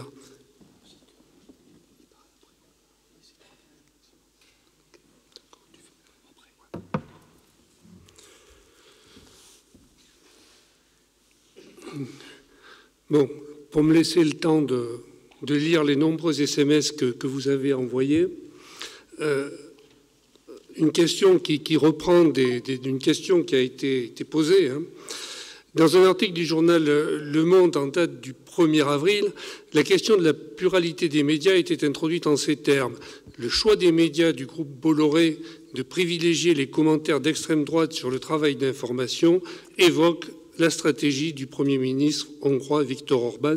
Vous en aviez parlé, Monsieur Marton. Alors, comment a réagi la société hongroise face à cette tentative d'accaparer les médias et de supprimer la pluralité dans la société? Assiste-t-on, M. Bugallo, au même phénomène en Espagne et au Portugal? Et M. Vider, l'Allemagne est-elle épargnée par cette concentration des médias? Et surtout, à vous tous, messieurs, comment nos démocraties, qui sont fondées sur la liberté d'expression, peuvent lutter contre ces stratégies d'instrumentalisation des médias? D'accord. Comme ça va? Oui. D'accord. Bon, donc la situation en Hongrie est un peu différente. On ne peut pas maintenant aller dans le détail, mais disons que selon quelques politologues, c'est un régime fasciste ou fascisant, mais qui agit par masque. Autrement dit, il y a bien une dictature, mais tout est caché, rien n'est apparent au public. C'est ça la première chose. La deuxième, c'est que Gleichschaltung, l'accaparement des médias est déjà fait. Comme j'ai dit, il y a une holding qui réunit la totalité de la presse régionale, à l'exception d'un seul journal, tous les quotidiens nationaux. Et donc, il y a dans le bureau du Premier ministre, le cabinet du Premier ministre, un responsable de la communication qui tous les jours envoie des ordres pour dire on veut que tel sujet soit traité de telle manière. Autrement dit, cette information-là est quasi totalement contrôlée. Il y a donc des exceptions. Les médias Internet, il y a des quotidiens, il y a des hebdos Internet, pour l'instant, ont la liberté et on n'arrive pas à les supprimer. Il y a aussi le fait que l'opposition au Parlement parle très librement et les journaux, parfois aussi les journaux de gouvernement, se sont obligés de commenter ce qui a été dit au Parlement. Donc ça aussi, c'est une information encore libre. Alors, vers quoi on va, c'est difficile à dire. Effectivement, beaucoup dépend des élections européennes. Non pas les résultats en Hongrie, mais la composition des instances européennes, parce que si il y a effectivement un virage à droite, peut-être ce régime, pour l'instant, un peu honteux, qui essaie de se cacher, agira plus librement. Au cas où il y a, disons, le statu quo, en Europe, le statu quo en Hongrie va aussi perdurer. Monsieur Bugallo? Oui. En ce qui concerne le Portugal et l'Espagne, je ne vois pas un danger pour la presse. La presse dans ces deux pays est libre, elle est diverse, on peut écouter, lire toutes les opinions de gauche, de l'extrême gauche jusqu'à l'extrême droite. Ce qui est intéressant, c'est que si vous interrogez au Portugal des politiciens de gauche, ils vous diront que toute la presse est aux mains des journalistes de droite. Et si vous interrogez des politiciens de droite, ils vous diront que toute la presse est aux mains de journalistes de gauche. Donc on voit là que la presse est vivante. Elle existe et les partis populistes s'en servent comme caisse de résonance pour faire le buzz. Parce que c'est à travers le buzz et les médias sociaux qui s'approchent de leurs électeurs, en fait. Ils sont, chaque fois qu'il y a quelque chose qui se passe dans le pays, un petit contrat malencontreusement mal fait entre un élu local et des entrepreneurs, bon, tout ça devient un buzz, tous sont corrompus. Donc il faut tout balayer. Et la presse, en fait, à ce niveau-là, a ouvert un peu la porte à ce genre de buzz. Bon, mais ça fait partie probablement de la compétition entre les divers organes de presse. Ils veulent de l'audition, ils veulent que les gens les écoutent, les lisent. Mais dans ces deux pays, pour l'instant, je ne vois pas de danger pour la presse. Monsieur Wider ?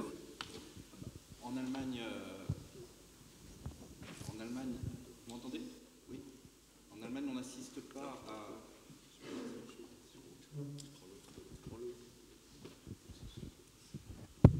Ah, pardon. Merci. Excusez-moi.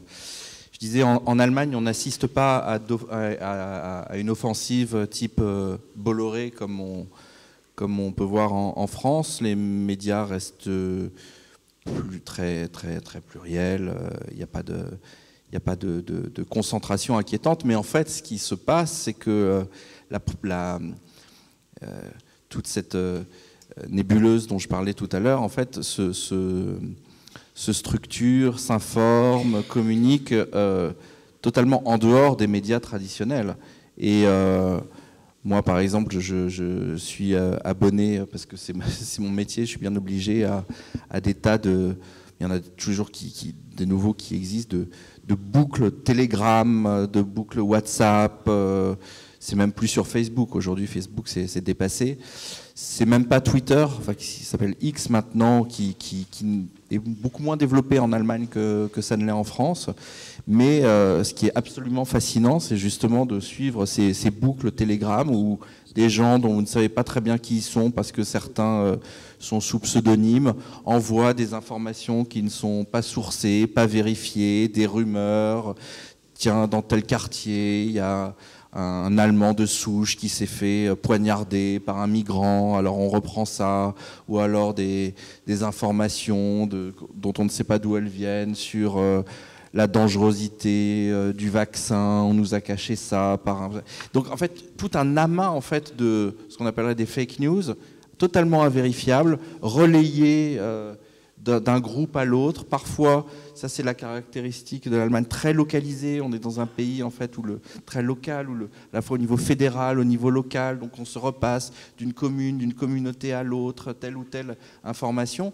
Et j'ai envie de dire qu'en fait, on n'a même pas besoin d'une mainmise des médias par l'extrême droite, parce que tout ça se fait en fait d'en bas et avec beaucoup d'efficacité.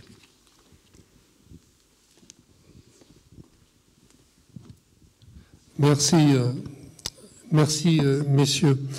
Beaucoup de questions sur justement la prise en compte, ou du moins la négation du réchauffement climatique.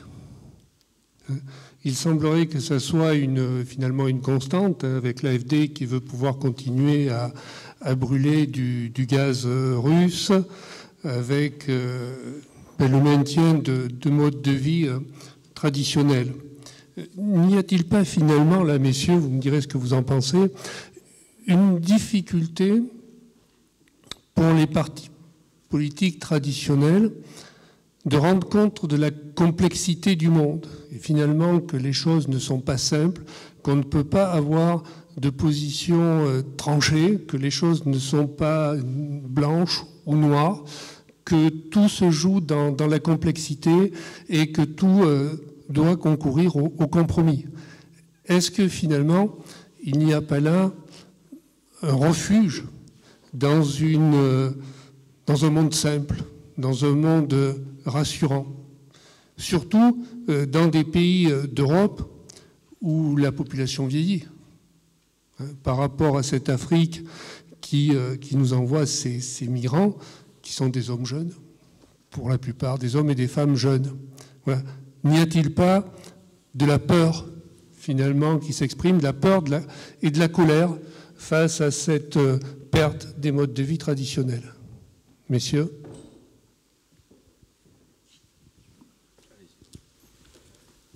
Bon. Il est vrai que cette peur existe, la peur du changement, la peur qu'on veut imposer une nouvelle forme de vie.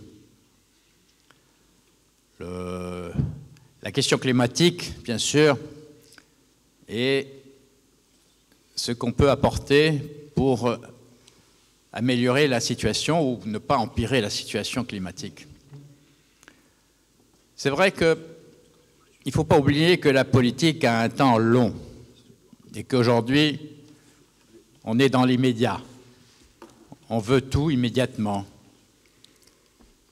Les écologistes veulent que l'on préserve immédiatement la nature. On attend les moyens. Faut-il prendre le temps? Oui, mais le temps, il passe vite, disent quelques-uns. Alors les gens qui sentent qu'on les traite peut-être comme si on voulait les mettre comme des esclaves d'une certaine forme de pensée. La société n'est pas prête parfois à accepter que certains biens soient plus chers, parce qu'il faut manger bio par exemple. Ils sont meilleurs, mais ils sont plus chers. Faut-il aller plus loin? Les politiciens, bien sûr, dans le temps long, sont obligés de répondre dans le temps court, dans l'immédiat. Et c'est cette contradiction-là qui est difficile à gérer.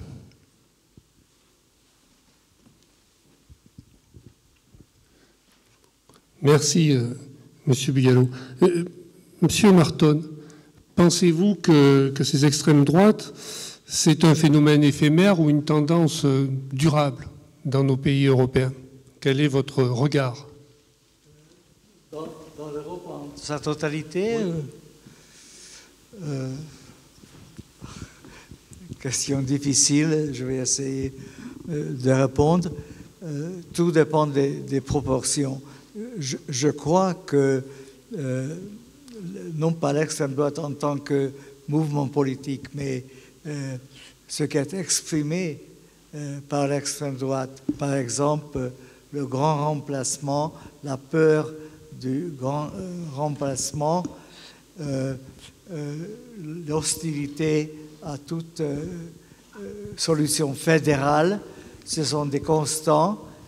Ça ne risque pas de disparaître du jour au lendemain.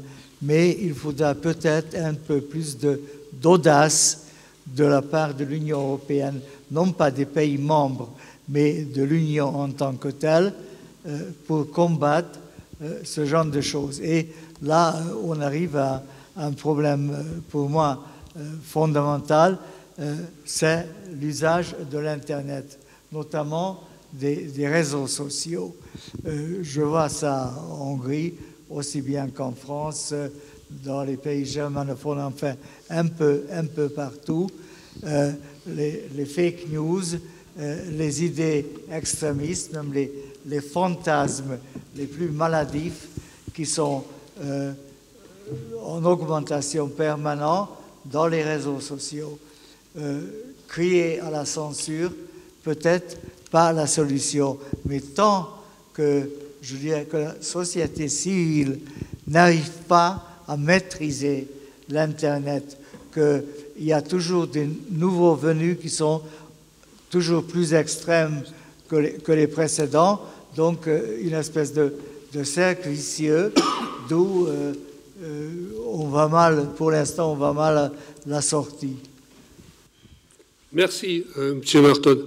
Et une dernière question avant l'intervention sur le Parlement européen par M. Bugallo. M. Wider, l'Europe a-t-elle encore une raison d'être, nous demande cette personne, en dehors de devenir une puissance de guerre et de promouvoir une idée très floue de la liberté? Comment redonner à cette idée européenne une force et vigueur? Alors, la deuxième partie, la deuxième question serait peut-être un peu longue, mais pour les Allemands, l'idée de puissance de guerre et une idée floue de la liberté a peut-être du sens.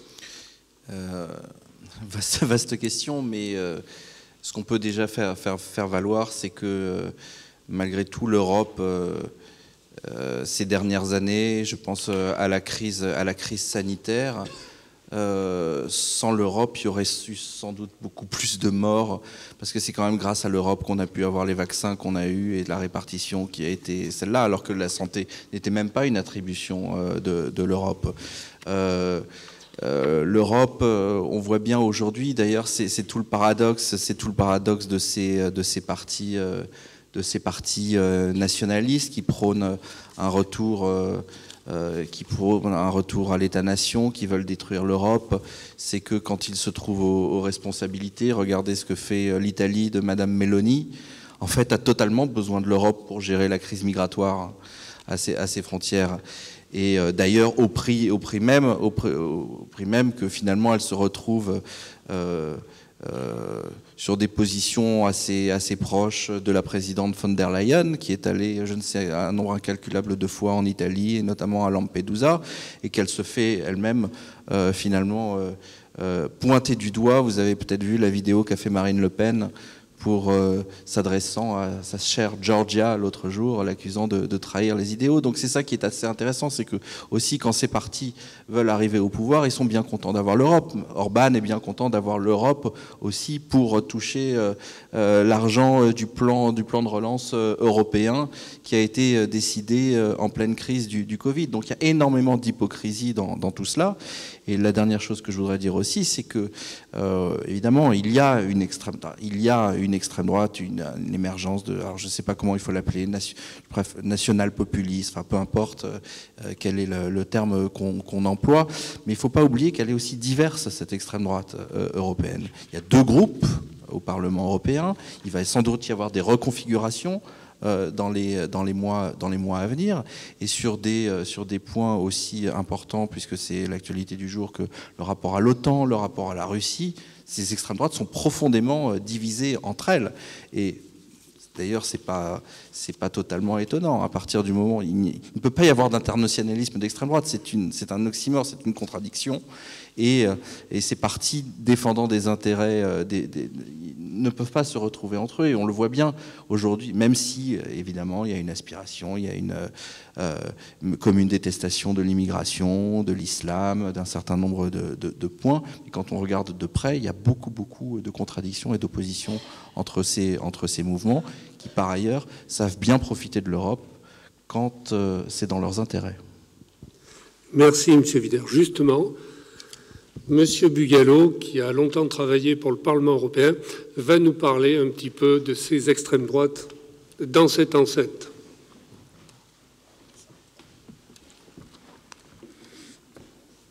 Me voilà de retour. Je ne veux pas être long.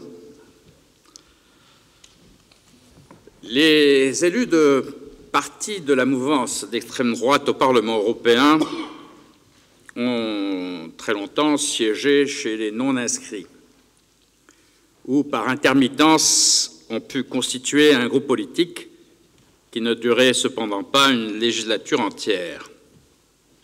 Bisbille parfois entre eux, comme disait mon collègue ici.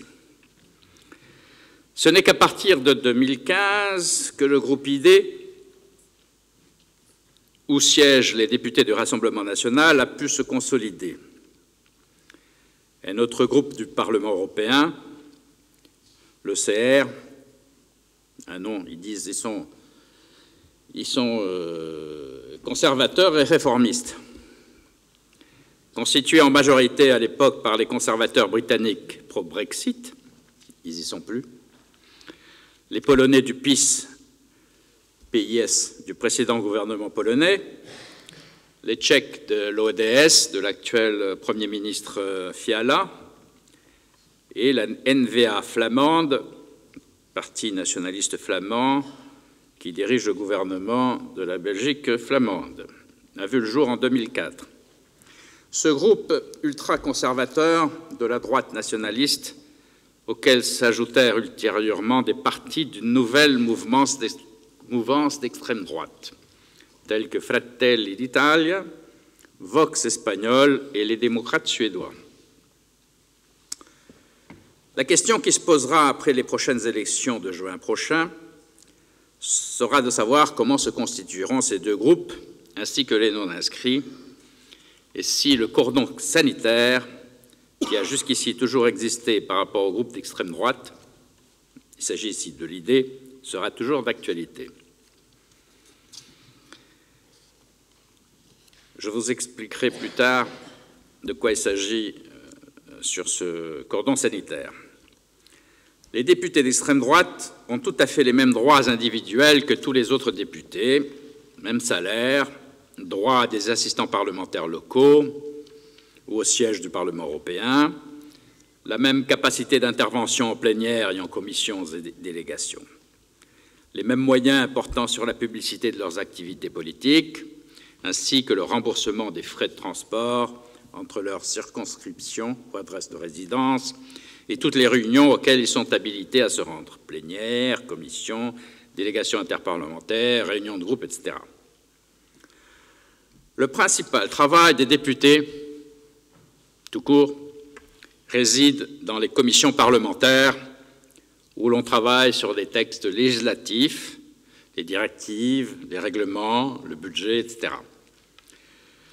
Comme le fonctionnement de ce travail se base sur la recherche de compromis, les députés d'extrême droite sont peu enclins à se soumettre à ce jeu en acceptant peu de rapports législatifs qu'ils ne pourraient assumer en conscience. Sur les rapports d'initiative, sur des sujets qui ne rentrent pas dans le débat législatif, cependant, ils pourraient être plus à l'aise. Mais s'ils veulent introduire leur vraie pensée dans ces textes, ils seraient vite déboutés par une majorité hostile à leurs valeurs grâce à des amendements à ces textes. Cela mènera parfois à ce que les députés retirent leur nom d'un rapport qui aurait été complètement modifié dans un sens contraire à leurs convictions. C'est pourquoi l'intervention des députés extrême droite est largement déclaratoire et tribunicienne lors des interventions en plénière sur les divers dossiers et surtout sur les explications de vote. Par leur nombre, toutefois, ils sont devenus aussi une base d'appui pour soutenir le Parti populaire européen, le groupe de centre-droit, dans leur vision plus droitière. L'analyse fine des textes adoptés au Parlement européen entre 2019 et 2023, fait par le groupe d'études géopolitiques de l'École normale supérieure, nous montre comment les votes se sont déroulés.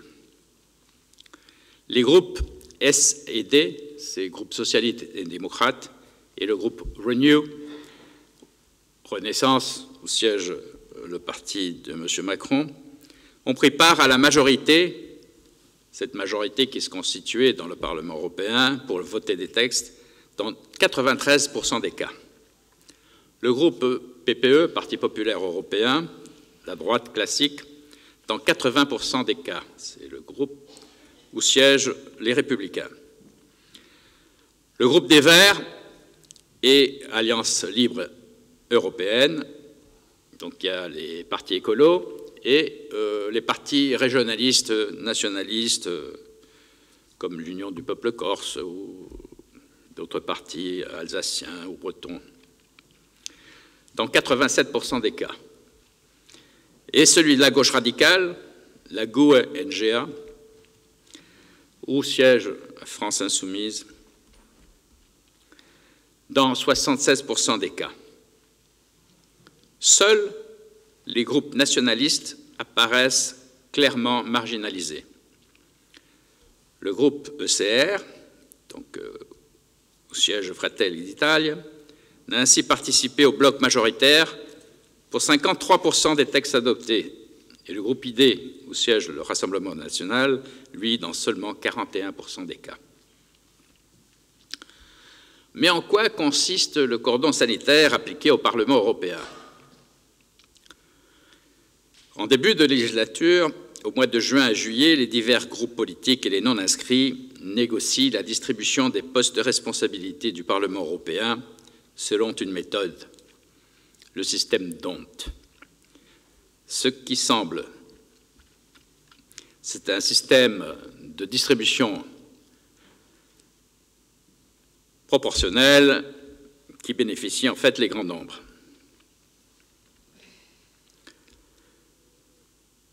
Et les non-inscrits ne participent pas. Les premiers postes à distribuer seront la présidence et les vice-présidences, le bureau et les questeurs. Ils seront votés par vote secret. Suivront ensuite les présidences des diverses commissions parlementaires et délégations interparlementaires avec des pays et organisations tierces. Tous les groupes négocient cette distribution selon donc ce système d'Hondt, en faisant le choix de leurs priorités. Lorsque ceci est fait, et au moment de la mise en place de ces organes, donc dans chaque commission, dans chaque parlement, il y aura un vote pour désigner les dirigeants. Si un député du groupe ID est nominé pour une présidence, les autres groupes s'arrangent pour que lors du moment du vote, une alternative soit présentée et votée majoritairement au lieu du candidat ID. Donc on ferme la porte à l'extrême droite. Cette fois-ci, cependant, les choses peuvent se présenter différemment, car les sondages semblent indiquer un renforcement des deux groupes, ID et ECR, au siège des députés de droite extrême qui pourront alors passer à la 3e et 4e place. En ce moment, c'est le groupe Renew qui est à la 3e place, mais les derniers sondages le donnent derrière ces deux groupes.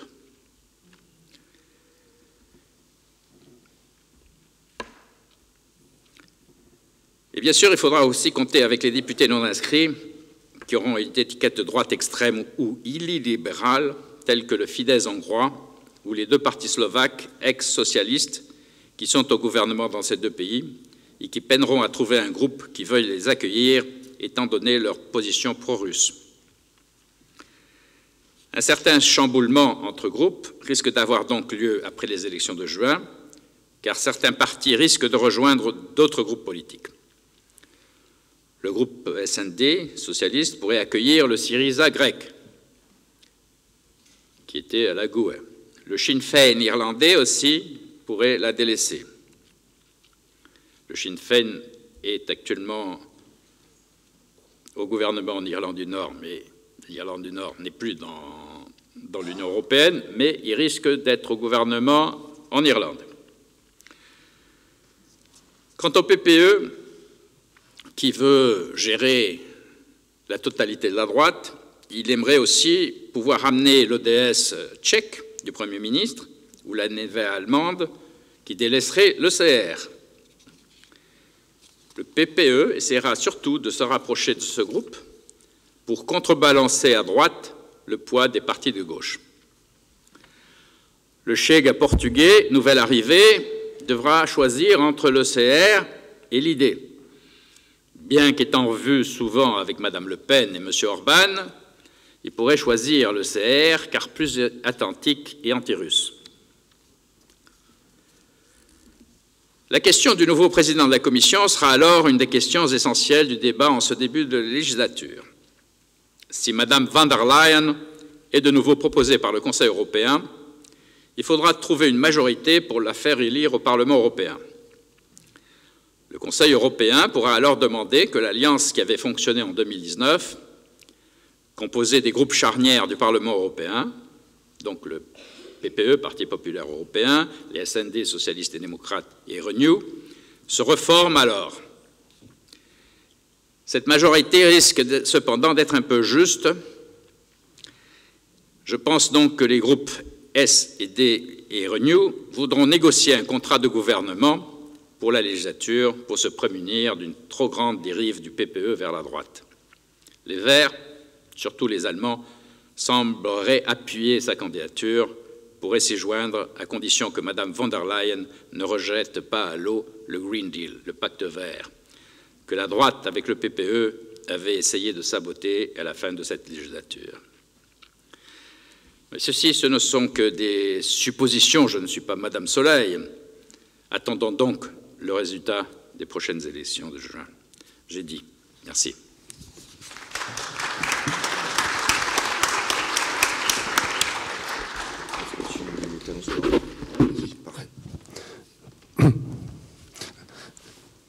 Voilà, on voit comment le Parlement européen peut être complexe et comment finalement les élections européennes telles qu'elles se déroulent nous éloignent de ce Parlement sans que nous puissions en comprendre son fonctionnement fin. En guise de conclusion, Monsieur Wider, Monsieur Marton, 2-3 minutes pour nous dire votre sentiment par rapport à cette soirée et peut-être conclure sur le Parlement européen. Et comme il y a eu une question que je n'ai pas posée tout à l'heure, qui était « Que peut faire la franc-maçonnerie ?» Je pense que notre grand maître, Guillaume, est très bien placé pour y répondre. Voilà, il aura donc la parole pour conclure, comme selon notre tradition, les travaux de cette fin de journée. Monsieur Wider, Monsieur Marton. Allez-y. Non, je vais être très très court. Ce qui vient d'être dit me semble essentiel, à savoir que, comme vous l'avez rappelé et je l'avais dit précédemment, il y a de vraies contradictions à l'intérieur de ces forces. Ne pas être dupe sur le fait que beaucoup de ces forces politiques mènent des campagnes. Leurs campagnes européennes vont être des campagnes profondément nationales. Et si vous avez autour de vous des gens qui sont tentés, c'est tout à fait leur droit de voter pour ces formations, quand même toujours rappeler qu'il s'agit d'élections européennes et que donc l'enjeu, c'est qu'est-ce que ces partis proposent véritablement pour l'Europe et de faire en sorte que si vous avez dans votre entourage des gens qui sont tentés de voter, qui votent en pleine conscience, en pleine connaissance de cause, en sachant, après tout c'est leur droit, ce que ces partis veulent vraiment faire pour l'Europe. Parce que très souvent, ces partis prospèrent aux élections européennes en ne parlant pas d'Europe. Alors là, il y a un enjeu qui est l'enjeu européen. Et donc, il serait vraiment intéressant de savoir ce qu'ils ont à proposer, éventuellement pour les mettre, et il y a de quoi faire aussi devant leurs contradictions dans ce domaine-là. Deux choses. D'abord, il faut voir que, non pas simplement la Hongrie, mais les douzaines de pays qui constituent ce qu'on appelle l'Europe centrale et orientale, ont un passé différent et aujourd'hui des problématiques assez différentes de ce qu'on voit ailleurs. Il faut toujours tenir compte de cette différence. Je ne peux pas dire à la place du grand maître ce que la maçonnerie doit faire en général, mais je peux vous répondre sur un point. En Europe centrale et orientale, il existe un mouvement maçonnique. Les gens vont voir d'un pays à l'autre. Il y a par exemple une coopération assez importante entre les ordres roumains et hongrois. Donc, je crois qu'une des choses, c'est effectivement, essayer de prendre ça par les racines régionales. La deuxième chose qui est assez différente, l'une des grandes surprises de ma vie était de voir que, après l'Union soviétique, le nouveau pouvoir russe ne compte pas sur les partis communistes pour convoyer ses idées, mais sur l'extrême droite. C'est quand même assez cocasse qu'un ancien colonel du KGB reçoit en grande pompe Marine Le Pen au Kreml et qui, à la fois par des voies légales et des voies beaucoup moins légales, essaie d'influer sur la politique européenne sans tomber dans l'ancien anticommunisme et sans tomber dans une russophobie. Il faut tenir compte tous les jours qu'il y a un pouvoir très important en ce qui concerne la Hongrie, la Roumanie, la Pologne, à nos frontières, qui veut rétablir le statu quo soviétique dans ces contrées. Je n'ai même pas parlé des pays baltes.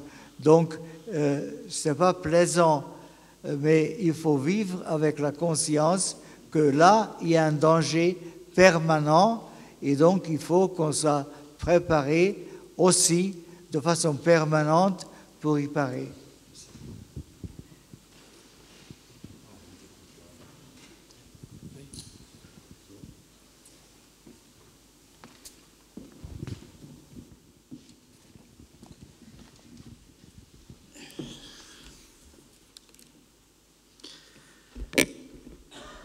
Mes très chers frères et mes très chères sœurs conseillers de l'ordre, mes très chers frères, mes très chères sœurs, mesdames, messieurs, chers amis, je veux tout d'abord remercier notre frère, grand secrétaire aux affaires extérieures adjoint Philippe Robelin et les membres de notre loge d'études et de recherche ad Europam pour l'organisation de cette très belle conférence publique « Agir pour l'Europe des libertés ». Je veux remercier également, au nom du Grand Orient de France, nos conférenciers de ce soir, Laszlo Marton, Eduardo Bugallo et Thomas Wider, pour leurs apports essentiels à cette conférence. Ils ont dressé à tour de rôle, je le crois, un tableau finalement relativement sombre, même si on a noté une lueur d'espoir dans les propos de Thomas Wider, mais un tableau relativement sombre de la situation géopolitique en Europe. Alors, la question était posée sur ce que peuvent faire, non pas la franc-maçonnerie, mais les francs-maçons par rapport à cette situation. Parce que je le dis très souvent, on me pose souvent cette question, mais que fait la franc-maçonnerie ou que fait le Grand Orient de France ? Je réponds, que font les francs-maçons et que font les francs-maçons du Grand Orient de France et des obédiences amies? Eh bien, justement, cette conférence publique s'inscrit dans un dispositif que j'ai souhaité avec les grands secrétaires aux affaires extérieures très actifs dans le cadre des élections européennes à venir. Je l'avais annoncé lors du convent de Lille, et donc il s'inscrit dans un moment qu'on avait déjà un peu senti, où des nuages bruns sombres couvrent le ciel bleu de notre Europe chérie. L'Europe, oui, est à la croisée des chemins, et nos démocraties par voie de conséquence. Alors que les citoyens de l'Union européenne s'apprêtent à élire les représentants qu'ils enverront au Parlement de Strasbourg, au Parlement européen, jamais les forces populistes, régressives, xénophobes, homophobes, n'ont jamais été si compactes et si menaçantes en Europe. Du Portugal à l'Espagne, de l'Italie à la France, de l'Allemagne aux Pays-Bas, de la Hongrie à la Slovaquie, partout, la menace que les tenants de l'illibéralisme font peser sur nos libertés et nos principes républicains se précise. Dans un contexte de guerre en Europe, avec un régime dictatorial russe, je ne parle pas d'illibéralisme pour la Russie, la Fédération de Russie est une dictature, qui pousse ses pions militairement, mais aussi politiquement, par une entreprise constante de désinformation, de déstabilisation et de manipulation des opinions. On a illustré cela ce soir par les différentes officines qui agissent sur les réseaux sociaux, qui finalement, comme des virus, viennent polluer et créer des fake news pour déstabiliser les régimes, eh bien c'est tout notre édifice européen patiemment bâti de droit et de progrès qui est clairement visé et mis en péril. Alors oui, il nous faut réagir, il nous faut alerter, c'est ce que nous faisons ce soir. Et je dis que, je vous le dis, cette conférence, elle est enregistrée, elle sera ensuite diffusée sur notre chaîne YouTube, et donc nous contribuerons à alerter. Il nous faut également résister. C'est ce que nous faisons modestement dans nos loges, dans nos orients respectifs, lors des utopiales maçonniques qui avaient justement ce thème de résister cette année.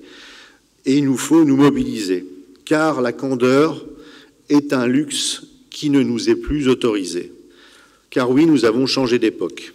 Au cheminement de paix et d'émancipation qui, depuis le milieu du XXe siècle, a libéré toujours plus les nations et les femmes et les hommes du vieux continent, s'est substitué progressivement une société inquiète, éruptive, travaillée à nouveau par des courants tout autant réactionnaires, complotistes qu'obscurantistes.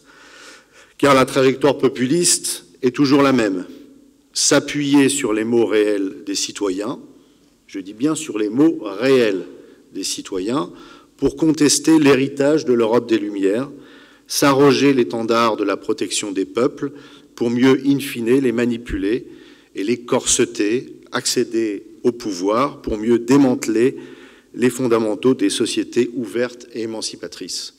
Je le dis souvent quand on m'interroge sur les partis d'extrême droite. Font-ils partie du spectre républicain? Eh bien non. Eh bien non. Car ils n'aiment pas la République. Ils se présentent aux élections pour prendre le pouvoir dans la République, mais pour ensuite transformer la République. Aiment-ils l'Europe? Ils n'aiment pas l'Europe, mais ils se présentent aux élections pour prendre le pouvoir, pour ensuite tordre l'idéal européen et évidemment modifier le système.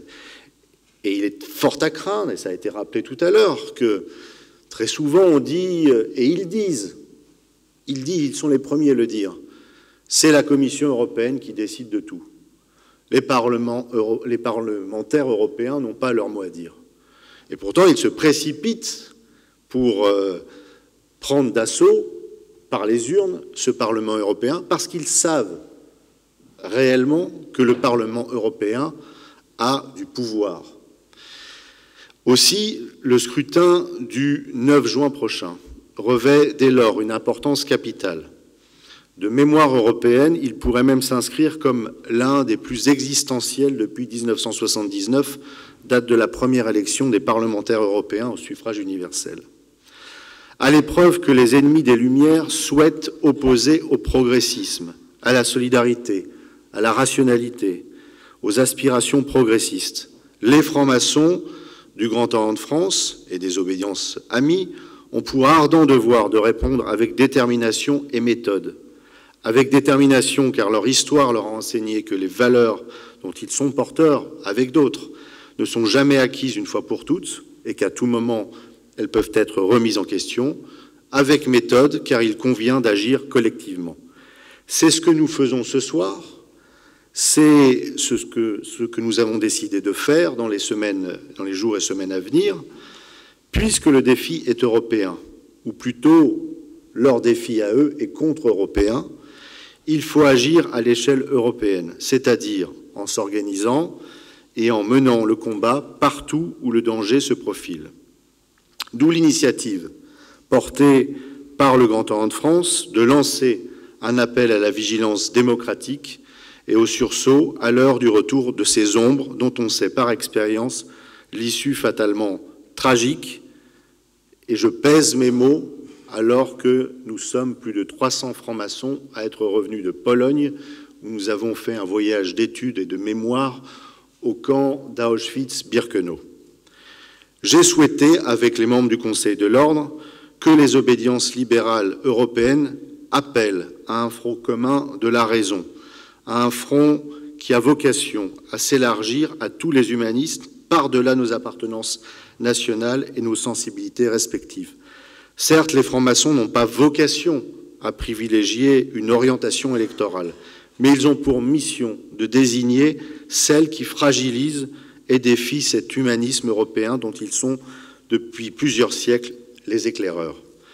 L'Europe, dont la franc-maçonnerie porte le témoignage, a l'ambition de transmettre et de faire perdurer les idéaux des Lumières. Aussi, au cœur de l'Europe démocratique, à Strasbourg, le lundi 22 avril prochain, près de 20 obédiences maçonniques européennes, libérales et adogmatiques, rassemblées, se mobiliseront au plus près de leurs valeurs pour défendre cette aspiration des femmes et des hommes à se projeter à partir de leur libre arbitre. Contre le retour aux suggestions que veulent nous imposer les adversaires du progrès et de la raison, nous ne pouvons plus nous contenter d'en rester à la seule indignation dans nos temples.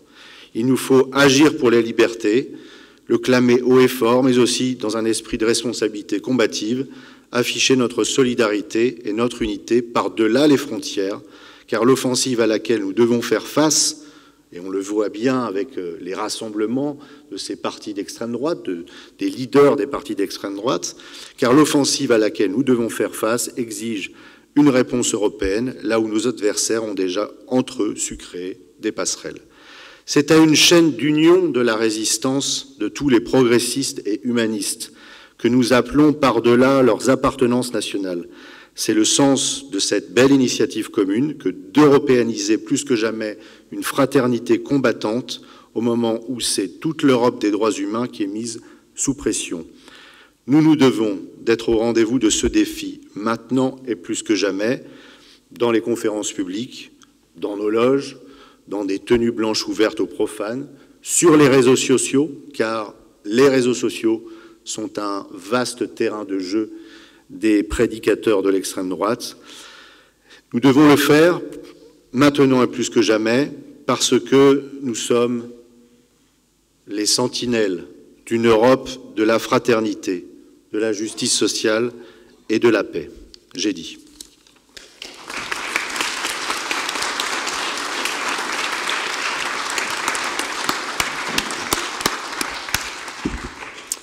Chers frères et sœurs, mesdames et messieurs, chers amis, je dois au nom du Grand Orient de France vous remercier d'avoir assisté à cette conférence. Avant de nous quitter, je voudrais simplement vous rappeler que dans le cadre d'un cycle de conférences qui porte le nom du Chantier de la République, nous avons la semaine prochaine, en ce même endroit, jeudi 25 avril à 19h30, une conférence autour du thème « Les travailleurs pauvres ». Vous êtes naturellement invités à vous inscrire sur cette conférence à partir du site internet du Grand Orient de France.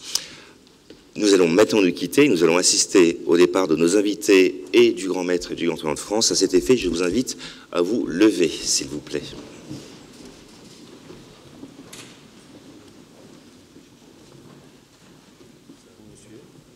Allez-y, c'est parti.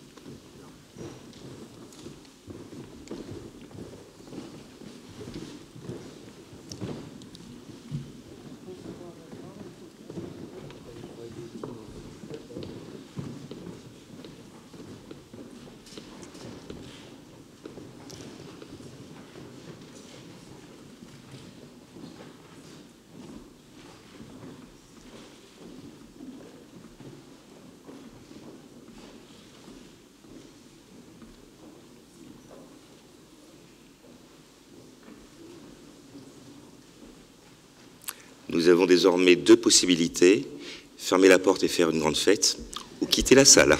Bonne soirée à vous tous.